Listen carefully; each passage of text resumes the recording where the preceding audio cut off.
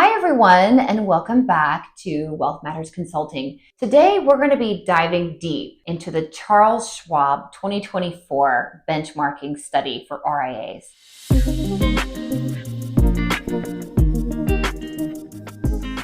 The reason why we feel this is so important is, last week, Carly did a video on the importance of identifying an ideal client profile. And we're looking at this study that interviews more than 1,300 independent wealth management firms from across the country and analyzes the best practices that are leading to growth for the top performing firms within this study. I do think it's interesting that nearly all of the firms that surveyed do have a documented, written down ideal client profile. This is so important because this is what we use to craft all of the marketing plans, all of the communications, all the messaging, all of the branding, everything as it pertains to marketing and business development should be crafted around this ideal client profile. You should be speaking to your ideal client profile in everything that you say. So in the last post, the link to our form to develop your ideal client profile was distributed. If you haven't done that already, I suggest that you do. It's such a helpful first step to take as you're crafting a marketing strategy for 2025. But in this session, I want to think about what are the other best practices. So first, crafting an ideal client profile. The second factor that we see would be that the top performing firms have clearly defined their value proposition. This is interesting because I recently gave a talk at Fox about how to define your value proposition in a time when client expectations are sort of shifting around all over the place. The best way we've found to do that is through a content-based marketing strategy, which happens to actually be the third thing that's listed in this report, that the top performing firms have a written down strategic marketing plan based around content towards their ideal client profile. So let's talk a little bit about defining your value proposition and how you can continue to define that to your current clients. The marketing plan should be based on defining your value proposition through the stories and the challenges and the discussions that you have every day, day in and day out with your client. And how important is it to continue to talk about your value proposition to your current client? Because there's an interesting stat in the report that says the top performing firms get 4.3% more assets from their current clients than other firms would. So when we're talking about defining your value proposition, your value proposition might change year to year, quarter to quarter, depending on your service offering. And then these pieces of content, we should be distributing them not only to prospects, but also to our current clients. Is that correct? It's very important for firms to realize that it's not just about pursuing new clients for growth. I think it's extremely important to realize your existing clients present a very compelling avenue for growth that doesn't disrupt the business when you're bringing on new clients. Your current clients can send you referrals. We still see that referrals are the number one source of new business for independent wealth advisory firms. And also you can increase assets from existing clients. And this happens when clients are hearing your value proposition and maybe they didn't realize you do something. Maybe you've started to perform a new service or launch a new line of business or a different kind of investment strategy that a client was never aware of, but can be made aware through communicating your value proposition through a marketing plan. So we know our ideal client profile. We've defined our value proposition. So how are we putting this all together into a strategic marketing plan? I think it's interesting. This report actually gives us very detailed information on what are the specific tactics that the top performing firms are using for marketing and business development and sustainable growth, specifically organic growth. Something interesting we're seeing is that only 20% of top performing firms host a podcast or have their own podcast. But yet 80% of firms see leads come in from their podcast. And I think that we love podcasting. We see that listeners increase over time. People go back and listen to old episodes. It's an awesome way for people to see your personality and really get an in-depth understanding of what it is that you do and who you serve and how you serve and your value proposition. I think the reason why we don't see more firms doing podcasting is because it can be a little bit of a lift to do this internally. So we would definitely recommend, if you're not tech savvy, you may want to outsource this functionality. It can be a little bit more involved than just sitting down to write a commentary.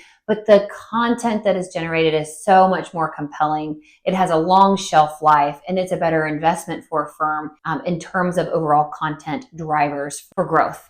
And it's interesting to see that some people do prefer to consume their content audibly. It's so interesting when you see results like that. And an important thing to remember is that it typically takes, on average, 5 touches with a prospect before they'll reach out to you. So imagine all of those different strategies working together. You've got your email marketing, you've got your podcast, you've got your ads, you've got your website. I mean, there's all these different digital strategies that work together to give you your 5 touches.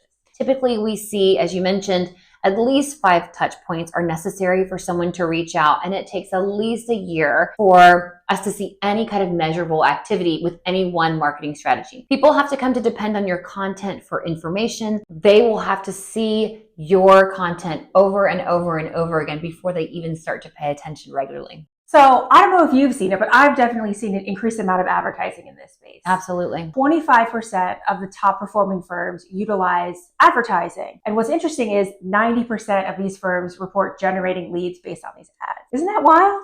And I don't always see that the leads are the people who we want to be in front of. But what I do see is an increased footprint. I see increased exposure. I see increased engagement. And I see it as a way to amplify your current business development strategy as opposed to replacing it. I don't think a lead generated ad strategy can be the only mechanism for growth, but I do think that it can amplify efforts by expanding an organic footprint. Of course. And if you keep that 5 touch points in mind, your ad can be one of the 5 touch points. Just because you don't see them come in from the ad, a click from the ad or a call from the ad doesn't mean they didn't see it and it wasn't part of the 5 touch points. Absolutely. So that brings up another important strategy from the report. 43% of top performing firms utilize analytics to help guide their decisions. So not only are they creating this strategic content and they're measuring its success. So from there, you can take the results of your campaign and really tailor it to be more strategic so you can use what works. Yeah, and I think we see that a lot of times in our work.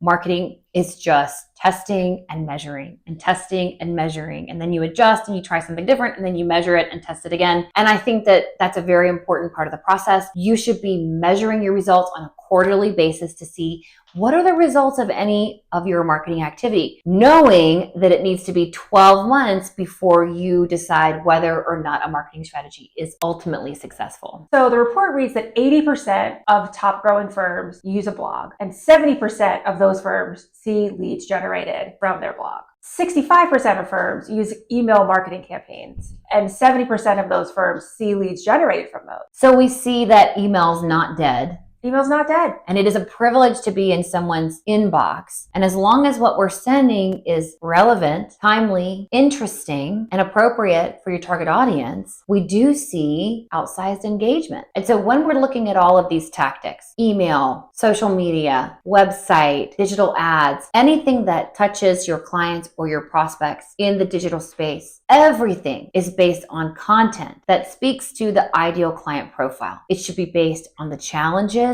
on the concerns, on the services that you are addressing every day with your current clients. Something else that I thought was interesting and worth mentioning from the study is that such a large percentage of the top performing firms are gathering feedback from their clients. And whether that be through surveys or through interviews themselves, they are contacting their clients and getting feedback on how they're doing, the services they provide, what they're looking for. I think there's a lot of fear around that because advisors sometimes are sort of nervous to ask for candid feedback. But I think that when advisors are able to do this, the information they get is so robust and rich and informative. And what we often see happen is that relationships will deepen and grow as a result of those conversations, and assets from existing clients actually increase. So what should firms do next? If they have not already done so, I would say first step, define ideal client profile. Second step, think about the value proposition that they perform for clients day in and day out. Third step, start to craft a marketing plan. And if you need help, give us a call. Yeah. There are resources available in the description below. There is a link for advisors to download the guide to creating an ideal client profile. We have a marketing roadmap we can walk you through. There's lots of resources that can help you kick off your marketing and develop a growth plan for 2025 and beyond. This is all encouraging for organic growth for firms who are looking to grow that way. Exactly. Here's a step-by-step guide of what you can weave into your marketing plan for 2025 to help you achieve your results.